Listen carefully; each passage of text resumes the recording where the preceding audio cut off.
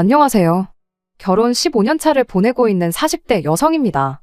제가 사연은 찾아서 듣는 정도까지는 아니지만 그래도 제법 즐겨 듣는 편이에요. 그간 다른 분들의 사연을 여기저기서 듣고 읽고 하면서 뭐 저런 집이 다 있나 싶을 때도 있고 저 집은 정말 이혼 말고는 답이 없겠구나 싶은 충격적인 사연도 많았었지요. 하지만 대부분의 이야기들을 들었을 때 제 반응은 저런 걸로 진짜 이혼까지 한다고? 하고 오히려 사연자를 욕하면서 속으로 웃어넘겼던 적이 대부분이었습니다. 그런데 요즘 들어선 다른 분들 이야기가 내 일이 아니고 남의 일이라고 너무 쉽게 생각했나 싶고 저런 걸로 이혼까지 한다고 하고 놀랄 만큼 그동안 제가 너무 무신경하게 참고 살았나 싶기도 해요. 이젠 왜 그때 그분들이 끝내 이혼이라는 마지막 수단을 선택했는지 막상 그런 일들을 제가 직접 당하게 된 지금에 와서야 이해가 됩니다. 시어머니가 저희 집에서 합가에 살고 싶어 한다는 건 결혼 전부터 그리고 결혼 생활하면서 어느 정도 눈치는 채고 있었어요. 하지만 그때마다 번번이 합가 시도가 실패로 돌아가고는 했습니다. 남편과는 연애 결혼을 했어요. 제가 25살 때 저희 친척 오빠의 소개로 처음 남편을 만났죠. 남편이 저희 사촌 오빠의 군대에서 아들 군번 후임이었는데 그때부터 인연이 닿아서 전역하고 나서도 쭉 연락을 하고 지냈었다고 해요. 군대에 대해서는 잘 모르는데 당시 제 주변에 군대 다녀온 친구들이 말해주기를 남자가 그렇게 군대 1년 차이 나는 후임이랑 전역하고 나서도 연락하고 그러는 일이 엄청 드물다고 하더라고요. 그리고 2년 군 생활 내내 동고동락한 동기하고도 전역하자마자 연락이 뜸해지고 그러다 연락이 아예 끊어지고 그런다는데 더더욱이 1년씩이나 차이 나는 후임하고 계속 연락을 하고 지낼 정도면 사람이 진짜 괜찮거나 아니면 집안이 엄청 빵빵하다던지 혹은 먼 미래의 인맥으로서 도움이 될 수 있는 그런 사람이라던지 뭐라도 알고 지내서 손해볼 게 없으니까 연락하고 지내는 거 아니겠느냐 하는 이야기를 해주더군요. 그리고 다른 사람도 아니고 친척 오빠가 해주는 소개 자리인데 설마 동생한테 이상한 사람을 일부러 소개시켜주겠냐고 만나봐서 손해볼 건 따로 없을 것 같은데 한번 만나나 보라고 하더라고요. 그렇게 친척 오빠의 소개로 남편을 처음 만나게 되었습니다. 친구들 말처럼 집안이 빵빵하거나 미래 인맥으로 알고 지낼 만큼 대단한 일을 하는 사람은 아니었어요. 그냥 사람 괜찮고 매사에 열심인 그런 사람이었습니다. 애초에 저도 그렇게 큰 기대는 없었다 보니 다른 것보다 사람 좋은 남편이 마음에 들었어요. 그렇게 자주 연락을 주고받다가 연애까지 발전하게 되었고 3년의 연애 끝에 저희는 결혼을 하게 되었습니다.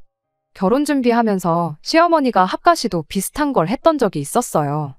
처음에는 우리나라 전통이 남자가 집 해오고 여자가 혼수해오고 하는 거니 어쩌니 하시면서 누가 들어도 저희 살 신혼집을 마련해 주실 것처럼 이야기를 꺼냈거든요. 생각도 없었는데 몇 번을 계속 그러시니까 은근 기대가 되기는 했습니다. 속물처럼 보일 수도 있겠지만 집 해준다는데 마다할 사람이 세상에 몇이나 되겠어요. 특히나 저나 남편이나 나이가 나이기도 했고 저희 연애 시작했을 당시가 남편이 막 취직에 성공했을 때였던 만큼 모아놓은 돈이 넉넉한 상황도 아니었거든요. 그런데 25평은 나중에 아이 태어나고 그러면 너무 작지 않냐는 둥 애들 교육시키려면 강남학군이 좋다는데 요즘은 분당 이런 쪽도 엄청 괜찮다는 둥 하는 이야기들을 꺼내셨지요. 그때 아무리 제 나이가 어렸고 결혼 전이라 시댁의 경제적 상황이 어떤지 자세한 내용은 몰랐지만 시부모님하고 사는 것만 봐도 대충 형편이 어느 정도인지는 짐작이 갔거든요. 강남이니 분당이니 목동이니 시댁이 서울 북부에 인접한 경기권이었는데 솔직히 너무 뜬구름 잡는 이야기 같았어요. 그때나 지금이나 집값이 상상도 못할 만큼인데 계속 그쪽 지역 이야기를 꺼내는 게 하루는 혹시나 시댁이 엄청난 알부자고 그걸 남편이 여지껏 티를 안 낸 건가 그런 생각도 했어요. 남편 처음 소개받았을 당시에 친구들이 해줬던 집이 엄청 부자거나 하는 그런 이야기까지 다시 생각나고 그랬거든요. 그런데 기대가 크면 실망도 큰 법이라고 친정 부모님께서 괜히 헛물 켜지 말고 있으라고 해서 그 후로 큰 기대는 접었습니다. 그 뒤로 시어머니가 자꾸 강남이니 분당이니 어쩌니 하면서 집 이야기를 꺼낼 때 크게 리액션을 하는 게 아니고 시큰둥하게 대답하고 그랬더니 시어머니도 흥이 깨지기 시작한 건지 그 뒤로부터는 딱히 해주겠다던 신혼집 이야기를 줄이기 시작했어요. 친정 부모님 말 듣고 김칫국 안 마신 게 천만 다행이었지요. 괜히 기대했다가 진짜 크게 실망할 뻔했거든요. 결혼 준비가 거의 다 끝나가는 와중이었는데 결혼식 날짜까지 다 잡히고 나서야 시어머니가 신혼집에 대한 구체적인 이야기를 꺼내왔어요. 당연히 강남이나 분당 같은 곳에 신혼집을 해주시겠다고 생각하지는 않았지만 시어머니 입에서 나온 이야기는 정말이지 어이가 없는 이야기였습니다. 비록 그게 공수표를 날려댄 거라고 했을지라도 어느 정도까진 비슷하게 맞춰줄 생각으로 강남이니 분당이니 하는 말을 날렸던 거라 생각했는데 신혼집 이야기가 아니라 말도 안 되는 조건을 저희한테 걸어왔으니까요. 아무 준비도 안 된 저희들을 그냥 독립시키기에는 도무지 마음이 놓이지 않아서 그런다. 방 하나 비워줄 테니 3년 정도 시댁에서 지내면서 상황을 지켜보자. 이렇게 말씀하시더군요. 그렇게 저희가 독립해 나갈 준비가 된다면 신혼집을 구할 돈 1억 원을 보태주시겠다면서요. 그 기간 동안 저를 옆에 끼고 살면서 살림하는 방법도 가르쳐주고 저희들 돈 관리도 해주시겠다는 겁니다. 아, 저희한테 생활비도 일절 받지 않겠다고도 하셨죠. 그렇게 3년이면 저희 맞벌이에서 버는 돈이 합치면 2억 조금 넘을 거라고. 그러면 그 2억에 니들 둘이 모아놓았다는 돈 1억? 시어머니가 도와주는 돈 1억 해서 총 4억으로 신혼집을 구해 나가 살면 된다는 말이었어요. 어이가 없었죠. 일단 처음에 집 해준다는 말과 전혀 다른 소리부터 어이가 없었지만 그거 말고도 짚고 넘어갈 만한 것들이 한두 가지가 아니었거든요. 관리해준다는 저희 돈부터 그랬죠. 3년 모아서 2억이 말이 2억이지. 사람이 어떻게 돈 한 푼 안 쓰고 살 수 있겠나요? 그걸 따져 물었더니 시어머니가 두 사람한테 한 달에 교통비랑 핸드폰비로 20만 원씩 주면 하고 싶은 거 다 할 만큼 충분한 거 아니냐고. 그 돈이 적어 보일지는 몰라도 3년 계산해보면 1,500만 원 돈 나오는 거금이고 당신이 대신 해주겠다는 저희들 두 사람 생활비 또한 한 달에 250만 원씩만 잡아도 돈이 1억에 가까운 돈이지 않냐입니다. 그러니 따지고 보면 저희 돈도 아껴주고 이래저래 생활비니 용돈이니 해서 주는 돈까지 다 계산해보면 1억을 해주는 게 아니고 돈만 따졌을 때 2억 이상을 이것저것 다 따지면 3억 정도를 해주는 거나 마찬가지인 거래요. 애초에 결혼하자마자 시댁에 방 한 칸 얻어놓고 신혼생활 시작할 생각은 없었지만 짚고 넘어갈 건 짚고 넘어가야겠구나 싶었어요. 둘이 합쳐서 월급이 600이라고 3년이면 2억을 모은다는 생각부터 말도 안 되는 거잖아요. 같이 안 살더라도 혹시나 나중에 니들 모아놓은 돈이 그것밖에 없냐며 한 소리 나올까 봐서 이야기를 꺼냈죠. 다 큰 성인들이 교통비랑 핸드폰 요금 합쳐서 20만 원은 말도 안 된다고.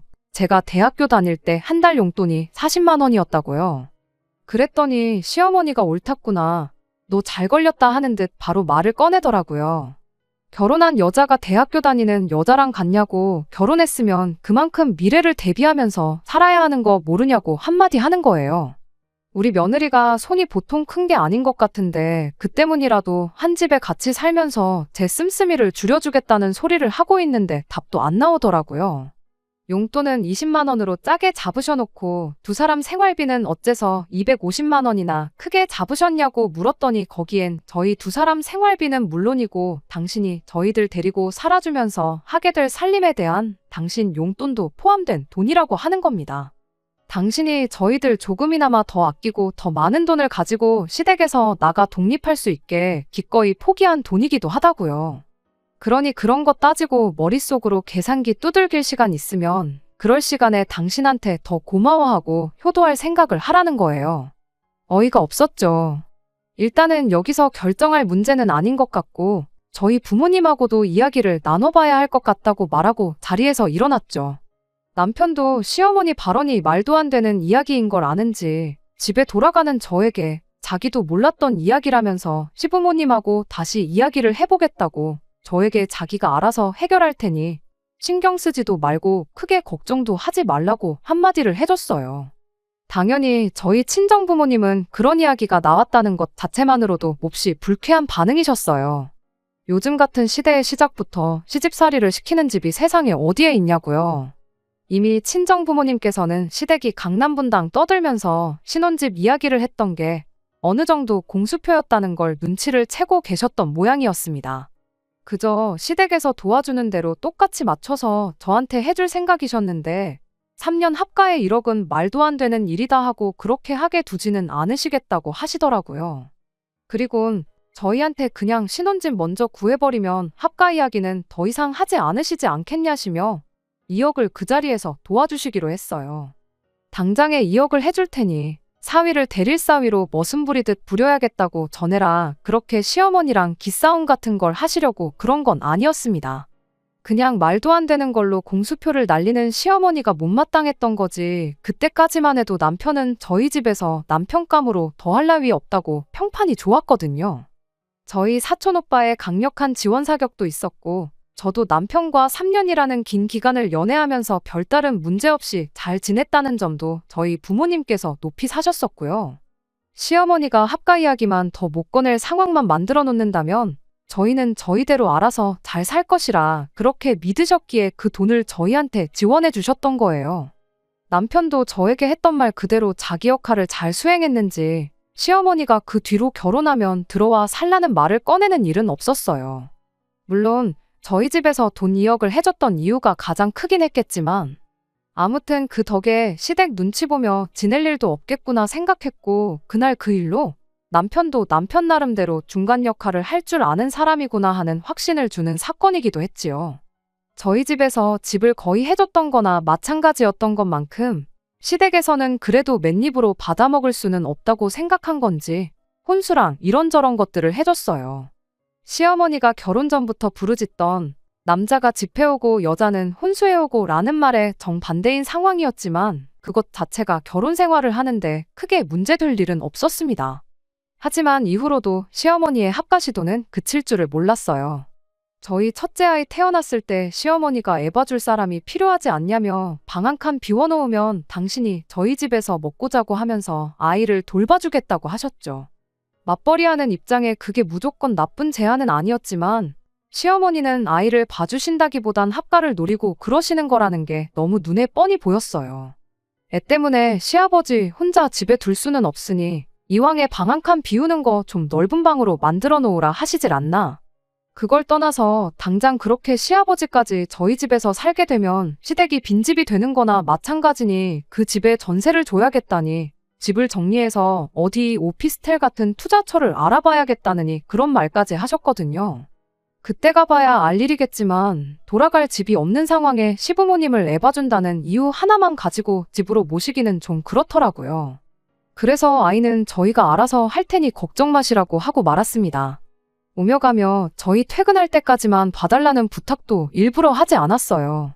괜히 뒷말 나올 수도 있겠다 싶기도 했고 일말에 여지조차 줄 생각이 없었거든요. 그렇게 맞벌이 생활 유지하면서 어찌저찌 아이를 키우고 있었는데 둘째가 생기면서 결국 저는 직장을 그만두기로 했습니다. 보나마나 시어머니가 또 합가 이야기를 꺼낼 수도 있겠구나 싶었고 주변에서 말하길 어릴 때는 남한테 맡기는 것보다 엄마가 아이들을 직접 키우는 게 아이들한테도 좋다는 이야기도 들었고 여러모로 겸사겸사 제가 직장을 그만두고 아이들을 돌보는 것만큼 좋은 방법은 없겠다 싶었거든요. 그렇게 첫째 아이가 초등학교에 들어가던 해에 시어머니가 또 한 번 합가 시도를 하셨어요. 괜히 시아버지까지 하면 저번처럼 거절당하겠구나 싶으셨었는지 이번엔 조금 색다른 작전을 짜서 오셨더라고요. 시어머니가 취미로 등산을 자주 다니시는데 하루는 등산 잘못 갔다가 한번 발을 크게 접질렀던 적이 있었어요. 그때 시어머니가 발목 때문에 아주 옴짝달싹을 못하겠으니 저희 집에서 발목이 다 나을 때까지는 계셔야겠다고 하셨죠. 아버님은 어쩌시려고 저희 집에 와 계신다는 거냐 했더니 발목이 영원히 안 붓는 것도 아니고 2달이면 다 나을 텐데 그 양반도 사람이면 2달은 알아서 지내지 않겠냐며 일단은 혼자 와 계시겠다고 하셨어요. 일단 먼저 저희 집에 오시고 나중에 어떤 이유를 대서라도 아버님까지 오게 만들 심산이겠구나 싶기도 했고 제가 아이들 때문에 집에 계속 있어야 했던 상황이라 시어머니가 저희 집에서 지낸다는 게 그 어느 때보다 달갑지는 않았습니다만 저는 제 나름대로 이걸 기회라고 생각하기로 했습니다. 아프다는 분 모른 척 할 수도 없고 제 나이도 나이다 보니 더 늦으면 사실상 복직이 불가능한 거나 마찬가지구나 싶기도 했거든요. 못해도 둘째 아이가 초등학교 들어가기 전에는 재취업을 해야겠다는 생각이 들던 시기였어서 차라리 이걸 기회 삼아 일자리나 알아봐야겠다는 심산이었어요. 애들이 1학년, 2학년 때가 또 육아하는 데 있어서 엄마 역할이 중요한 시기라고들 하긴 하는데 그때는 애들이 학교 끝나고 저희 퇴근할 때까지 친정어머니가 도와주실 수 있다고 하셔서 이참에 시어머니가 집에 계신 동안 취업 자리를 알아보면 딱 좋겠다 싶었죠. 뭐 당연한 이야기겠지만 시어머니는 엄청 못마땅해 하셨어요. 아픈 사람이 있는데 밖에 나갈 궁리만 하고 있냐면서요. 제가 취직 준비를 하는 거지 매일같이 면접을 다니는 것도 아닌데 걱정 말라고 한마디 해드렸죠. 실제로 그렇게 한 달 정도는 면접 오라는데 서너 군데 다녀온 것 빼고는 계속 집에 있었어요. 그런데 어쩌다 운이 좋았던 건지 면접 다녀온 회사 중에 제일 조건이 좋은 회사에서 바로 출근을 할 수 있냐는 연락을 받게 되었습니다. 여기보다 더 좋은 회사가 저를 불러줄 거라는 확신도 없었고 해서 저도 곧바로 출근을 하기로 했고요. 그런데 제 출근 소식을 듣게 된 시어머니가 지금 아픈 사람을 집에다 두고 출근은 무슨 출근이냐고 난리법석을 떠시더라고요. 그래서 제가 시어머니한테 한마디 했죠. 그래도 다친 게 손목이 아니라 발목이라 천만다행이지 않느냐고. 아예 혼자서 못 움직이는 것도 아니시지 않냐고요. 한 달 같이 지내면서 보니 실제로 목발 같은 거 없어도 혼자 거동하는데 아무 지장이 없으셨어요. 그래도 혼자 오래 서 계시면 발목에 안 좋을 건 사실일 테니 제가 어머님 필요한 건 미리미리 다 준비해놓고 갈 테니 걱정 마시라 했죠. 식사랑 그런 건 다 준비해서 냉장고에 준비해 놓을 테니 전자레인지로 살짝 데워 드시기만 하면 된다고요. 방 따뜻하게 보일러도 켜놓고 낮에 혼자 계시는 동안 TV도 편하게 재밌는 거 골라보시라고 케이블도 신청해뒀고 온수매트도 켜놓고 갈 테니 방이든 거실이든 원하는 데서 맘 편히 쉬고 계시면 되지 않겠냐고요. 나가서 돈 벌어온다는데 시어머니가 무슨 수로 그걸 말렸겠나요. 결국 그렇게 저는 출근을 하게 되었고요. 그런데 2달이면 다 낫는다던 시어머니 발목이 그 후로 2달이 더 지날 때까지 다 낫지 않을 줄은 몰랐어요. 그리고 그게 다 꾀병이었다는 사실도 모르고 있었습니다. 시어머니가 다 나은 발목을 가지고 계속 안 좋은 척 하고 계셨다는 걸 저한테 딱 들키는 사건이 한 번 있었어요. 아침에 조금 늦잠을 자서 부랴부랴 준비하고 출근을 했는데 회사에 딱 도착하자마자 제가 아침에 머리하고 고데기를 끄고 왔는지 기억이 나질 않아서 엄청 신경이 쓰였던 적이 있었습니다. 아마 저뿐만 아니라 많은 분들이 그게 가스불이던 다림이던 같은 경험을 해보셨을 거라고 생각해요. 그리고 보통 그렇게 제대로 끄고 나왔는지 켜놓고 나왔는지 헷갈릴 때면 막상 집에 가서 확인해보면 제대로 꺼놓고 나온 상황이 대부분이라는 것도 저랑 똑같을 거라 생각합니다. 그런데 그걸 직접 확인하기 전까진 너무 신경이 쓰여서 미치겠는 그 상황 다들 알고 계실 거라 생각합니다. 제가 딱 그 상황이었고요. 그래도 다행인 게 시어머니가 집에 계신다는 사실이었어요. 시어머니한테 확인 좀 해달라고 부탁드리려 전화를 했는데 왜인지 시어머니가 전화를 도통 받지를 않으시는 거예요. 식사 중이신가 보다, 화장실 가셨는가 보다 싶어서 시간마다 계속 전화를 했는데도 한 번을 전화를 받지를 않으시더라고요. 그러니 더더욱 신경이 쓰이기 시작했어요. 설마 고데기 때문에 불이라도 나겠나 싶었지만 시어머니까지 전화를 안 받으니 더더욱 신경이 쓰여서 안 되겠다 싶었습니다. 그래서 회사의 사정을 설명하고 점심시간 전후로 해서 후다닥 집에 다녀오기로 했습니다. 제가 집에 도착했을 때가 오후 1시가 다 돼가는 시간이었는데 집에 도착하니 시어머니가 집에 안 계시더라고요. 일단 그게 중요한 게 아니었으니 부랴부랴 방으로 뛰어들어갔는데 고데기는 아예 코드까지 뽑아놓고 뒷정리까지 해놓고 나왔었어요. 별것도 아닌 걸로 호들갑을 떨었구나 싶은 와중에 첫째 아이 학교 끝나고 집에 올 시간이 다 되어가는데 집에 아무도 없는 게 마음에 걸렸어요. 시어머니는 그 와중에 아픈 다리 이끌고 어딜 가신 건지 끝까지 전화를 받지 않으셨고요.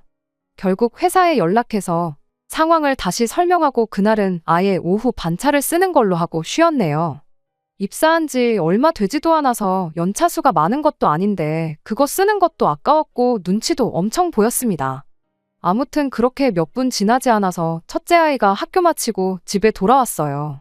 시어머니가 집에 돌아온 건 둘째 아이가 어린이집 하원하는 시간이 되기 15분쯤 되어서였습니다. 발목이 아프시다더니 위아래로 등산복을 쭉 빼입으셔서는 숙련자도 꺼린다는 초겨울 등산을 다녀오셨더라고요. 뭐 산이라고 해서 멀리까지 가신 건 아니고 집에서 가까운 동네 뒷산 다녀오신 거긴 하지만 시어머니가 집에 있는 저를 보더니 엄청 당황스러운 눈치였어요. 네가 여기 왜 있냐고 묻길래 저희 집인데 제가 있으면 안 되는 거냐고 대답을 하고 어머님이야말로 아픈 다리 이끌고 어딜 다녀오신 거냐고 했죠. 누가 봐도 나 등산 다녀왔다고 광고를 하는 복장이었다 보니 변명도 하지 못했어요. 집에만 있으니 답답해서 오랜만에 지인분들하고 잠깐 코에 바람 좀 넣고 오셨다는데 그때 결국 발목이 다 나은 지는 좀 되었고 이런 식으로 나간 게 처음이 아니었다는 사실까지 알게 되었어요. 그래도 일말의 책임감 때문인지 둘째 아이 하원 시간에 맞춰서 집에 와주신 건 감사할 노릇이었네요. 하지만 약속한 대로 시어머니가 발목이 다 나은 상황에 굳이 저희 집에서 머물 이유가 사라진 거나 마찬가지였죠.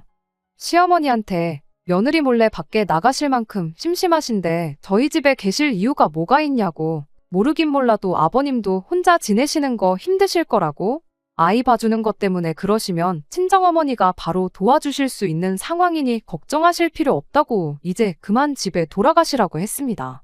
시어머니도 이 상황에 어떻게든 저희 집에 더 머물 방법이 없다는 걸 아셨기에 그때는 순순히 집으로 돌아가셨어요.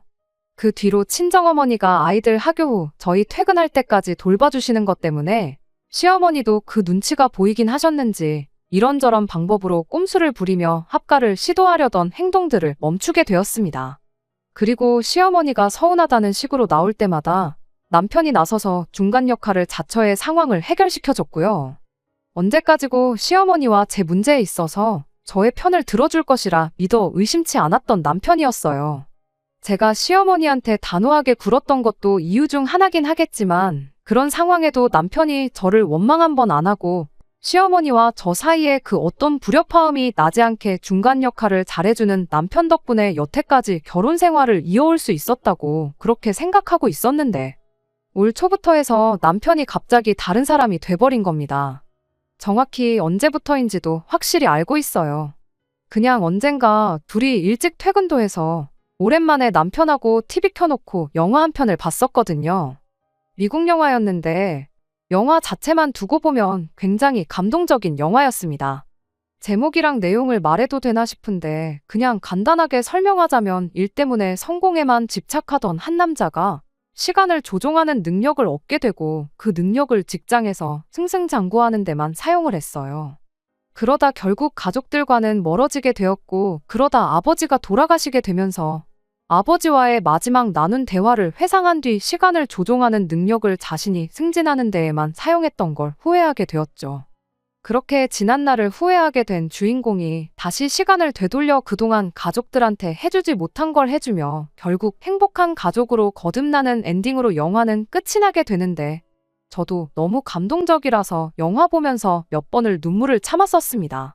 그런데 남편은 저나 애들 눈치는 보지 않고 눈물 콧물을 쏟아내고 아주 난리도 아니었어요. 말씀드렸다시피 영화가 주는 메시지 자체가 성공에만 집착하지 말고 가족들을 챙기고 돌아보라는 그런 뜻이 담긴 가족 영화였는데 문제는 남편이 영화가 주는 메시지 자체를 자기 좋은 대로 해석했다는 데 있었습니다. 남편한테는 시간을 되돌리면서 그동안 가족들한테 소홀했던 걸 반성하는 주인공보다 항상 아들과 가깝게 지내고 싶어 하던 아버지를 밀어내기만 했던 주인공에게 이입을 했던 게 문제였지요. 물론 영화 자체에서 부모님과의 관계도 중요하다 언급은 하고 있었지만 가장 중요한 건 내 아내와 내 자식, 내 가족에게 후회가 남지 않게 자라라는 내용이 주된 내용이었거든요. 어떤 작품에 대한 해석이 모두 똑같을 필요는 없지만 남편의 경우에는 아버지와 주인공 관계가 가장 마음에 와닿았던 것 같습니다. 그런데 그 대상이 시아버지가 아니라 시어머니한테 있었다는 점이 또 문제였어요. 그 영화를 보고 난 뒤부터 남편이 부쩍 시댁을 챙기는 데에만 신경을 쓰더라고요. 그동안 자기가 회사 생활한다고 부모님을 못 챙긴 것 같다며 주말만 되면 애들 데리고 시댁에 좀 다녀오자고 난리도 아니었어요. 줄창 시댁만 가자길래 친정은 언제 가자고 할런지 두고 봤더니 2달 내내 주말마다 시댁에는 가자면서 친정 이야기는 꺼내지도 않더라고요. 그래서 한 번은 제가 시댁만 가고 친정은 갈 생각이 없느냐 물었더니 장모님은 그동안 아이들 돌봐주시면서 우리 집에 자주 왕래하지 않았느냐고 그러니 갈 필요가 없다는 소리를 하더라고요. 차라리 시댁만 다녀오는 게 전부였으면 이렇게까지 어이가 없지는 않았을 거예요. 한 번은 시어머니 생신을 맞아서 저보고 시어머니 생신상 좀 차려보라는 소리를 하는 겁니다. 다른 분들 사연에서 들었을 때는 생신상 차려드리는 걸로 진짜 이혼도 하고 파혼도 하고 하는 게 사실이냐고 도무지 이해가 안 간다고 하던 저였었는데 막상 내 남편이 시어머니 생신상을 저보고 차려오라니 그 기분이 어떤 기분인지 새삼 이해가 되는 거 아니겠어요. 시어머니 생신상을 차릴 거면 내가 아니라 자식인 당신이 차리는 게 더 의미 있는 거 아니겠냐 했더니 자기가 뭐 밥을 할 줄 아냐, 반찬을 할 줄 아냐 하면서 정색을 하더라고요. 더 잘하는 사람이 있는데 자기가 해야 할 이유가 하등 없다고 하길래 그래서 저도 한마디 했죠. 밖에 식당들 가면 다 나보다 음식 잘하는 사람들이 하고 있는 거 아니냐, 더 잘하는 사람을 두고 내가 해야 할 이유도 없지 않냐고 한마디 해주고 늘상 하던 대로 어머님 생신은 외식하는 걸로 하자고 했죠. 그랬더니 외식은 정성이 없어서 안 된다며 기어이 꼭 생신상을 제가 차려야 된다는 겁니다. 앞으로 어머님한테 생신상을 차려드려봐야 몇 번을 더 차려드리겠냐고. 나중 가서 후회할 일 만들지 말고 올해부터라도 챙겨드리자고 끝까지 저한테 어깃장을 부리더라고요. 미역국 한 사발 끓이고 불고기 양념 재워두는 게 뭐가 그렇게 힘든 일이냐면서요. 그래서 말 잘했다고 남편한테 그럼 내년에 어머님 칠순 때도 뭐 어디 예약하고 다른 거 할 필요 없이 미역국 한 사발에 불고기 양념만 좀 재워두고 땡치면 되겠느냐 했더니 밖에서 사 먹는 건 정성이 없어서 안 된다던 남편이 움찔하더니 아무 말도 못하더라고요. 그래서 다시 남편한테 말했어요. 직접 생신상 차려드릴 거면 당신 말대로 미역국 끓이고 불고기 양념 재워두는 거 어려운 일 아니니까 내가 옆에서 어떻게 하는지 다 봐줄 테니 당신 손으로 재료 손질부터 요리까지 직접 하라고 했어요. 어머님 입장에서도 남의 집 자식인 며느리보다 당신 배불러 낳은 아들이 챙겨주시는 걸 더 감동스러워 하실 거라고요. 그리고 그게 싫으면 그냥 어머님 생신은 아예 올해는 챙기지 말자고요. 그랬더니 그 뒤부터 남편이 아주 입이 대빨 나와서 한동안 저한테 말도 안 붙이고 퇴근도 일부러 늦게 해서 저녁도 밖에서 먹고 들어오고 그랬습니다. 아주 효자병에 걸려도 단단히 걸려버린 거예요. 생신상 문제야 이렇게 넘어갔으니 사실 사연까지 보내고 말고 할 것도 없었어요. 진짜 문제는 얼마 전부터 남편이 시부모님 모시고 살자고 난리법석을 떨기 시작한 데 있으니까요. 케이블 TV에서 그냥 틀어주는 영화 한 편 잘못 봤다가 이게 무슨 일인가 싶어요. 남편은 끝까지 저러다 시부모님 잘못되면 자기는 그거 못 견딘다고 부모님 따라서 죽을 수도 있다면서 진짜 그렇게 되길 원하냐고 거의 반 협박조로 나오고 있는데 아직 칠순도 안 되셨는데 가는 날 받아놓고 사시는 거냐 따져도 아무 소용없고 그냥 막무가내로 나올 뿐입니다. 시어머니 발목 다쳐서 저희 집에 잠깐 몇 달 계셨을 때 남편이 시어머니 위해서 한 일은 아무것도 없어요. 집 비어있을 때 시어머니 편히 드시라고 음식 미리미리 준비해두는 것부터 해서 전부 제가 하는 일이었죠. 물론 그때 초반에는 전업주부 생활을 하고 있었으니 그 어떤 불만이 있던 건 아니지만 그 뒤로 제가 취직한 이래로 남편이 나서서 시어머니가 쓰던 베개 커버 한 번도 걷어온 적이 없었거든요. 합가해서 모시자는 게 우리는 하던 대로 맞벌이하고 시어머니한테 청소며 빨래며 식사 준비며 다 떠넘기자는 건 아닐 테고 분명히 하게 되면 자기는 할 줄 아는 게 없다는 핑계로 저한테 다 떠넘길 게 뻔한데 15년 결혼 생활 아무 문제 없이 잘해왔고 오히려 고부관계에 있어서 중간 역할 너무 잘해주는 믿음직한 남편이라고 생각하고 살았는데 왜 이제 와서 갑자기 효자병에 걸려서 저러는지 도무지 이해가 가질 않습니다.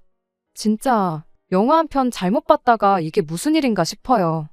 영화 주인공처럼 시간을 조종하는 능력이 생기면 그 영화를 보기 직전으로 돌아가서 케이블 선이라도 다 뽑아버리고 싶은 심정입니다. 정말로 제가 이렇게 사연을 보내게 될 줄은 생각도 못했어요. 이혼까지 생각하게 될 줄은 더더욱이 생각해 본 적 없었고요. 몇 번을 설명하고 효도는 직접 하라고 말을 해도 남편은 들을 생각이 없어 보이는데 제가 어떻게 하면 좋을지 이혼 말고 더 좋은 현명한 방법이 있다면 알려주세요. 그 어떤 조언도 감사한 마음으로 듣겠습니다. 안녕하세요. 영화 한 편 잘못 봤다가 세상 둘도 없는 효자가 돼버린 남편 때문에 사연을 보냈던 쓰니입니다. 어떻게 상황이 해결되어서 이렇게 후기를 보내요. 저도 사연 들을 때 뒷내용 없이 이야기가 끝나면 그게 그렇게 답답했거든요. 남편과 합가 문제로 냉전 상태가 시작된 지 얼마 지나지 않아서 아예 시어머니가 대놓고 저희 집에 찾아오셨어요. 찾아온 이유야 안 봐도 뻔했죠. 남편하고 이야기 나눌 만큼 나누고 남편 말 귓등으로 듣는 며느리 혼쭐을 내주러 찾아오셨던 거였습니다. 어머님이 말씀하시기를 당신 지인분들 중에 다들 그 나이 먹고 자식들하고 따로 사는 사람은 아무도 없다고 하시더라고요. 다들 어른들이 먼저 말 꺼내기 전에 자식들이 먼저 알아서 집으로 모신다고요. 그런데 우리 집 며느리는 어떻게 된 게 시부모가 걱정이 되지도 않는지 모신다는 이야기를 죽어도 꺼내지 않는다는 거예요. 우리 아들이 당신 지인들 아들들보다 못난 데가 하나도 없는데 왜 나는 며느리 복이 없어서 이 나이 먹도록 자식들 효도도 못 받아보고 이러고 사는지 모르겠다며 신세한탄을 하시더라고요. 요즘은 어른들 사이에서 자식들이 부모한테 얼마나 잘하는지가 아니라 며느리나 사위가 얼마나 잘하는지가 더 중요하다면서 말이죠.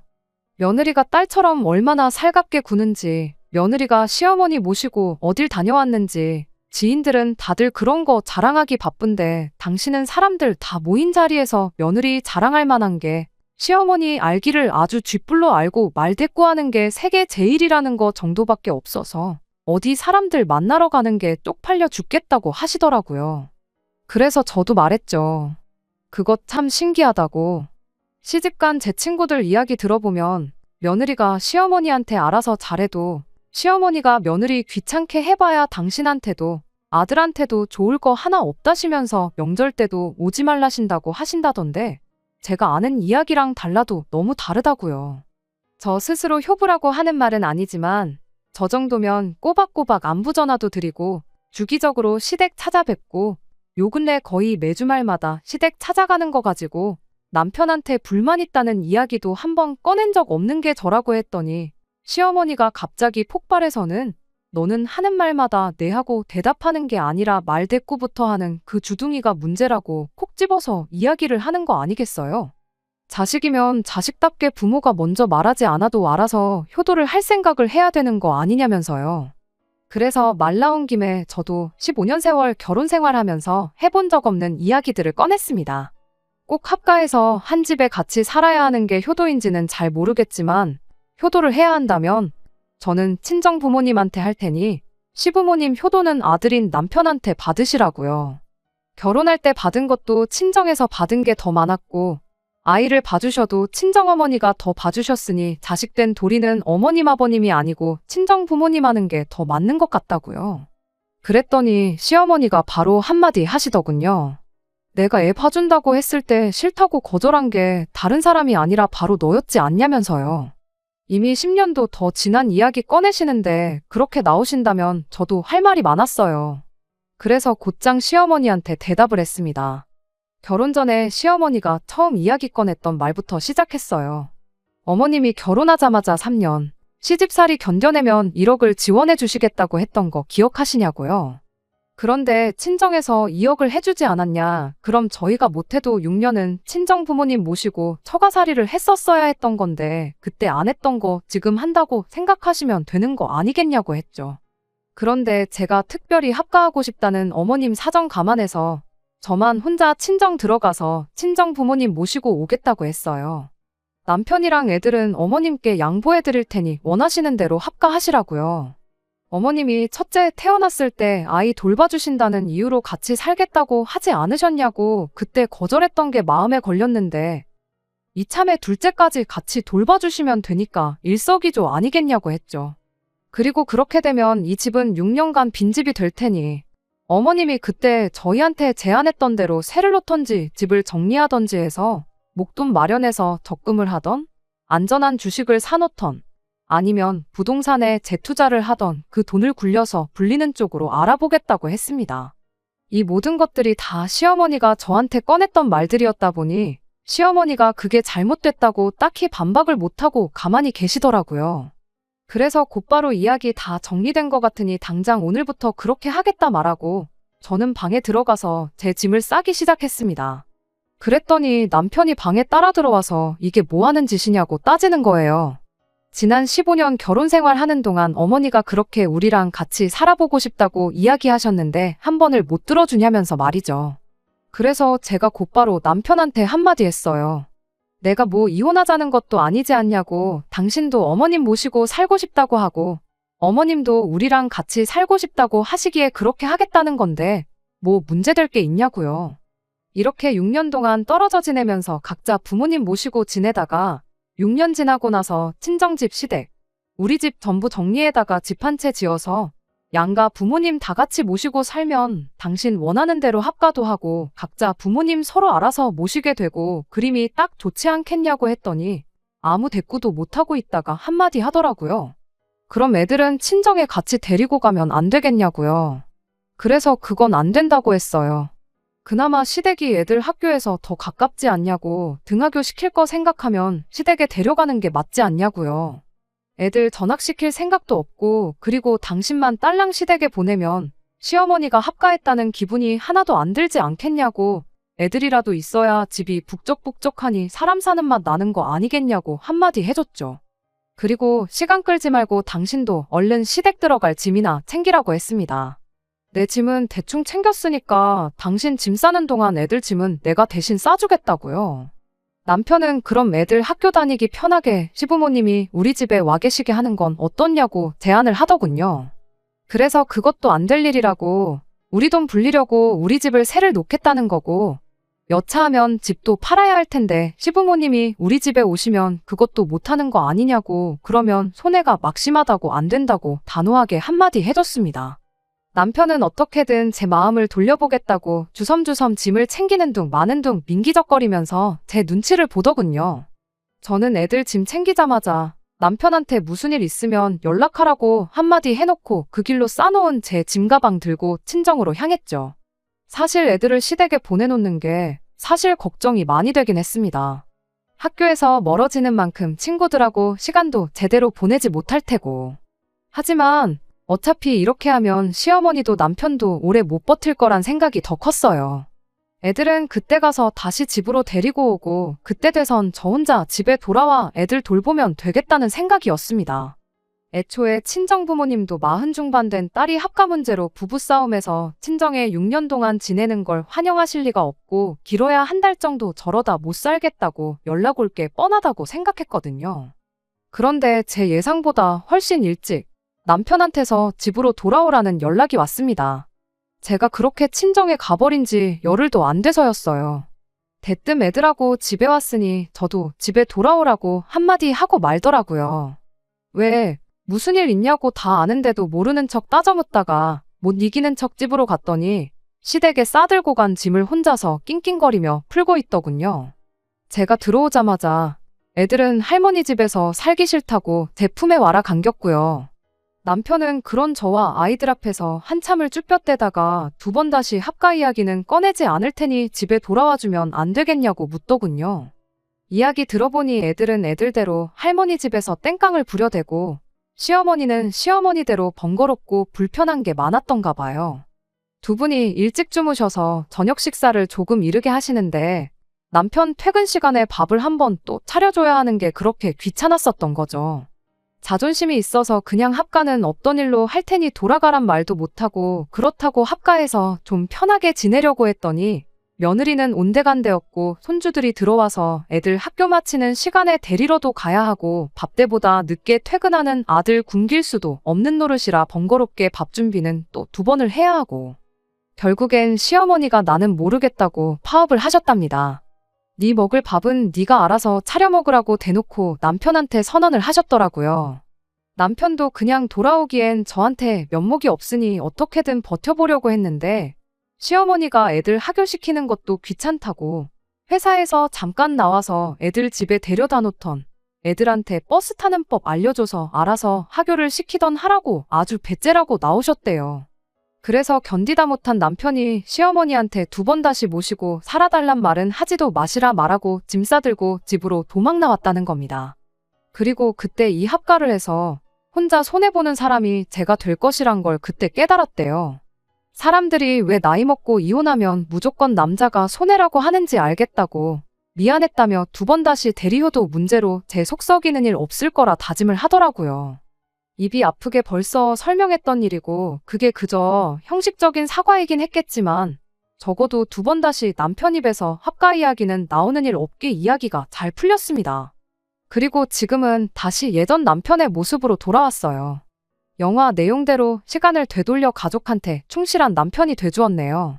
물론 이 사건을 겪는 동안 남편한테 앙금이 많이 생기긴 했지만 지난 1년을 제외한 나머지 결혼 생활을 되돌아보면 애들한테도 잘했고 저한테도 잘했던 남편이었으니 그 마음만 변치 않는다면 앞으로의 결혼 생활은 아무 문제도 없을 거라 생각합니다. 시어머니하고는 그날 이후로 왕래도 없고 연락도 없이 지내고 있어요. 시아버지 통해서 이야기 들어보니 합가 이야기는 2번 다시 꺼내시지 않을 것 같은데 어떻게 저희랑 풀어야 하나 고민하고 계신다네요. 시아버지가 저희한테 이야기를 전한 만큼 저희가 먼저 나서서 화해의 손길을 내밀기 원하시는 것 같은데 시어머니한테 지난 날을 전부 사과받겠다는 심사는 아니지만 당분간은 이렇게 지내려고요. 굳이 제가 나서서 해결할 일은 아니다 싶거든요. 제 사연에 의견 달아주신 분들께 감사의 말을 전하고 싶습니다. 여러분들 조언 덕분에 이렇게 상황이 제가 원하는 대로 해결된 것 같아요. 남은 올 한 해 마무리 잘하시고 새해 복 많이 받으세요. 끝까지 들어주셔서 감사합니다. 오늘의 사연은 여기까지입니다. 구독과 좋아요, 알람 설정 부탁드리고 더 좋은 사연으로 다시 찾아뵙겠습니다. 감사합니다.